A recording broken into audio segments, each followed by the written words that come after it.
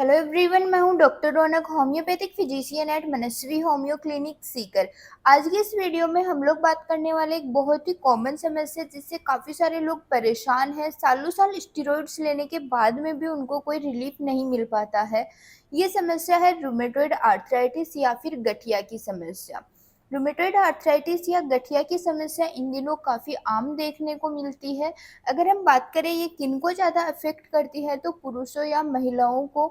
वैसे तो दोनों में ये समस्या देखने को मिलती है, लेकिन पुरुषों की बजाय महिलाओं में थोड़े से केसेज हैं वो ज़्यादा देखने को मिलते हैं।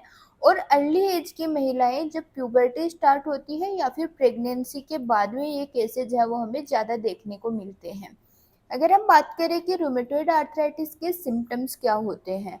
रूमेटॉइड आर्थराइटिस के सिम्टम्स में सबसे पहला और सबसे मुख्य सिम्टम होता है वो है पेन। पेन काफ़ी ज़्यादा रहता है, जोड़ों में दर्द रहता है। और जो हमारे छोटे जॉइंट है जैसे कि उंगलियों का जॉइंट है, जैसे कि कलाई का जॉइंट है, जो हमारे पैर की अंगुलियां हैं, जो एंकल जॉइंट है, इन जॉइंट्स में दर्द है वो काफ़ी ज़्यादा रहता है। और रूमेटॉइड आर्थराइटिस की एक और ख़ास बात है कि ये दोनों तरफ होता है। जैसे कि अगर राइट साइड में दर्द है तो सेम दर्द है वो लेफ्ट साइड में भी होगा, बाइलेटरल पेन होता है। स्टार्टिंग में ये पेन है ये सिर्फ छोटे जॉइंट्स को अफेक्ट करता है और उसके बाद में ये बड़े जॉइंट्स को भी अफेक्ट करने लग जाता है अगर इनका टाइम पर ट्रीटमेंट नहीं लिया गया। जैसे कि कोहनी का जॉइंट है, जैसे कि घुटने का जोड़ है, इनको भी ये बाद में अफेक्ट करने लग जाता है। और अगर लंबे समय तक ये समस्या ऐसे ही चलती रहती है तो उसके बाद में जॉइंट्स में डिफॉर्मिटी आने लग जाती है।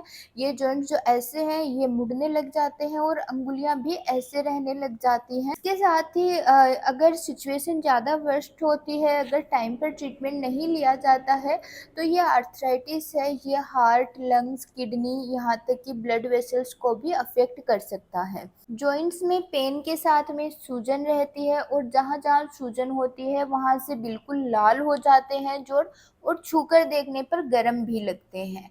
पेन के साथ में, दर्द के साथ में एक और इम्पोर्टेंट सिम्टम है जो कि रूमेटॉइड आर्थराइटिस में है वो है स्टिफनेस, अकड़न जकड़न। अगर लंबे टाइम तक एक ही जगह पर बैठे रहते हैं, एक ही सिचुएशन में रहते हैं, उसके बाद में जो जॉइंट्स है वो काफ़ी ज़्यादा अकड़ जाते हैं और उनमें काफ़ी ज़्यादा दर्द होता है। अगर हम बात करें कि रूमेटॉइड आर्थराइटिस होता किस वजह से है तो ये एक ऑटो इम्यून डिसऑर्डर है जिसमें कि हमारी बॉडी की हेल्दी सेल्स के खिलाफ ही एंटीबॉडीज बनने लग जाती हैं। इसके अलावा ये जेनेटिक भी हो सकता है, जिनके पेरेंट्स में अगर हिस्ट्री हो आर्थराइटिस की उनके बच्चों में भी होने के चांसेस काफ़ी ज़्यादा रहते हैं। या फिर वे लोग जो काफ़ी ज़्यादा ठंडे एरिया में रहते हैं, कोल्ड क्लाइमेट में रहते हैं, उनमें भी चांसेस है।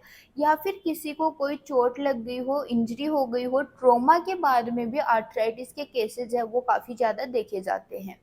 अगर हम बात करें कुछ इन्वेस्टिगेशंस की जिनसे कि हमें पता चले कि हमें रूमेटॉइड आर्थराइटिस है, इसके लिए सबसे पहले हमें एक ब्लड टेस्ट करवाना पड़ेगा जिसमें कि ईएसआर और सीआरपी की वैल्यूज बढ़ी हुई आएंगी, हीमोग्लोबिन की वैल्यूज कम आएंगी।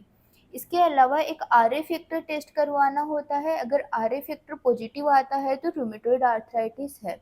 इसके अलावा हम एक्सरे करवा सकते हैं। एक्सरे में जॉइंट्स डिफॉर्मिटी भी दिख जाती है और हमें पता भी चल जाता है कि रूमेटॉइड आर्थराइटिस है। होम्योपैथी में काफ़ी अच्छी ऐसी मेडिसिन है जो कि रूमेटॉइड आर्थराइटिस के केसेस में काफ़ी अच्छा काम करती है। अगर हम बात करें सबसे पहली मेडिसिन की, सबसे कॉमन मेडिसिन की जिसने कि रूमेटॉइड आर्थराइटिस के काफ़ी केसेस ठीक करे हैं, तो वो है रेस्टोक्स। रेस्टोक्स उन केसेस में देते हैं जहाँ पर कि फर्स्ट मूवमेंट के साथ में दर्द होता है। जैसे ही पेशेंट बिस्तर से उठता है, सुबह सोकर उठता है, पहला पैर जैसे ही ज़मीन पर रखता है उसी के साथ बहुत ज़्यादा, बहुत सीवियर दर्द होता है, लेकिन जैसे ही थोड़ा चलता है, थोड़ा मूवमेंट करता है, उसका दर्द कम हो जाता है। अगर ऐसी स्थिति है तो रेस्टोक्स 200 की 2 बूंद आपको सुबह सुबह देनी है। थोड़े दिन तक ये मेडिसिन कंटिन्यू करनी है। अगर इफेक्ट दिखता है तो लंबा कंटिन्यू करें। नेक्स्ट मेडिसिन है ब्रायोनिया एल्बा। ब्रायोनिया एल्बा रेस्टोक्स के बिल्कुल अपोजिट है। ब्रायोनिया एल्बा में मूवमेंट से दर्द होता है। पेशेंट जब तक बिल्कुल शांत बैठा रहता है, उसको कोई दर्द नहीं है, कोई स्टिफनेस नहीं है, लेकिन जैसे ही हल्का-फुल्का मूवमेंट होता है, उसके साथ ही दर्द है वो काफ़ी ज़्यादा हो जाता है।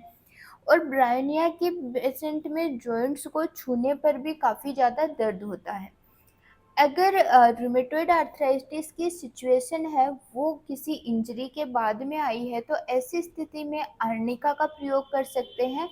आर्निका 1 एम की 2 ड्रॉप सुबह-सुबह आपको देनी है और फिर इसको नेक्स्ट अगले महीने से रिपीट करना है। कॉस्टिकम 200 भी आर्थराइटिस के केसेस में अच्छा काम करती है, जहाँ पर पेन बिल्कुल से टियरिंग टाइप हो, बिल्कुल से ऐसे चुभने वाला दर्द हो, ऐसी स्थिति में कॉस्टिकम 200 की 2 बूंद 15 दिन से आप रिपीट कर सकते हैं। अगर सिर्फ सारे छोटे-छोटे जॉइंट्स में दर्द हो, ऐसी स्थिति में क्यूलोफाइलम 30 यूज़ कर सकते हैं। क्यूलोफाइलम 30 की 2-2 बूंद सुबह, दोपहर, शाम काफ़ी अच्छा काम करेंगी। ये कुछ होम्योपैथिक मेडिसिन्स है जो यहाँ पर हमने जनरल अवेयरनेस के लिए डिस्कस करी है। अगर आपके सिम्पटम्स इनसे मैच होते हैं तो आप ये मेडिसिन ले सकते हैं, लेकिन मेडिसिन स्टार्ट करने से पहले आप एक बार अपने होम्योपैथिक फिजिशियन से ज़रूर कंसल्ट कर लें। वो आपको आपकी मेडिसिन की प्रॉपर डोजेज और रिपीटेशन के बारे में सही जानकारी दे पाएंगे आपके सिम्टम्स को देखकर। अगर आप हम लोगों से कंसल्ट करना चाहते हैं तो हमारा क्लिनिक है Manasvi homeopathic clinic, Piprali road, Sikar. Online consultation की सुविधा भी उपलब्ध है, जिसके नंबर स्क्रीन पर दिए गए हैं।